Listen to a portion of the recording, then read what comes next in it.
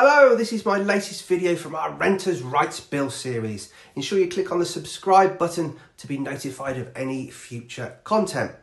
Now, with the removal of the Section 21 notice, possession grounds are being reformed to ensure that landlords can recover their property when reasonable.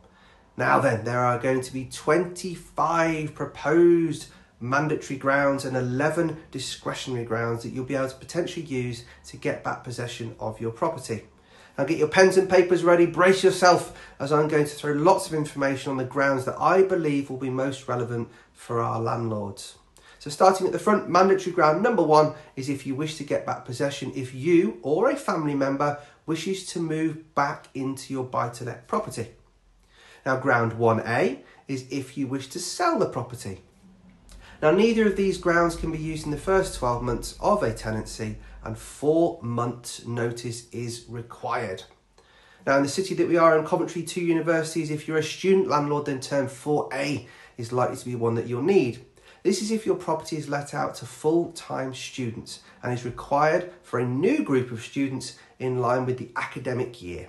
Now the notice period for this is going to be 4 months. The next ground I'm going to talk about is mandatory ground number 6. And this is if you wish to demolish or substantially redevelop the property, which cannot be done with the tenant in situ. Mandatory ground 6A is if you are facing enforcement action from the council and need to regain possession to actually do work to become compliant within your property. Now, if you're encountering severe antisocial behaviour by your tenants or criminal behaviour, and the tenant has been convicted or has breached a relevant order to prevent antisocial behaviour, then you can start possession proceedings immediately. No notice period is required for this. Now, if one of your tenants does not have the right to rent and the Secretary of State has written to you and given notice to you of this, now you'll be able to use mandatory ground 7B, and the notice period for this is 2 weeks. Now then, the big one, and the one that I think is the most common one, is for rent arrears. So we have the mandatory ground at the moment, which is ground 8, but they are changing it. So if the tenant is in arrears, you're going to use ground 8. However, the tenant will now need to be in at least 3 months arrears before you can give notice, and 4 weeks notice will be needed to actually give the tenant to resolve matters. Now the mandatory ground will only stand if the tenant is in 3 months arrears at the time of notice being served and also at the time of the possession hearing.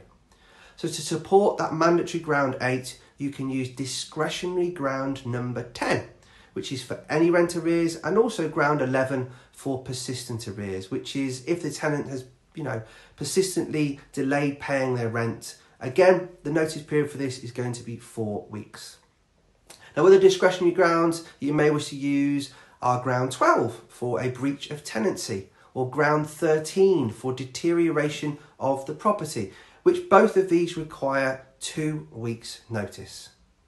Now the next one I'm going to move on to is ground 15, and this is if the tenant has caused the condition of the furniture to deteriorate within the property, if it was provided as a furnished property. Now this requires 2 weeks notice. Ground 17 is for false statements, so if a tenant has been granted a tenancy but has knowingly provided false information to get that tenancy, again this would require 2 weeks notice. Now there may be some of you as landlords who are providing supported accommodation and finding the tenant is refusing to engage with the support that you want to be giving to them. Now you can use ground 18 for this, and this is 4 weeks notice. Now to summarise, there is ways of getting back possession of your property. However, you will need to use the appropriate grounds and provide all of the evidence that you can to back up your case. Now, as long as all of your tenancy paperwork is in order and all your proof is in order on a mandatory ground, then you should be granted possession. If the grounds are discretionary, then it will be down to the judge at a court hearing. Now, I'm offering a free tenancy health check to all landlords where we can cover off any concerns that you may have about possession. To take me up on this, please schedule a call. Simply click on the link in the comments below.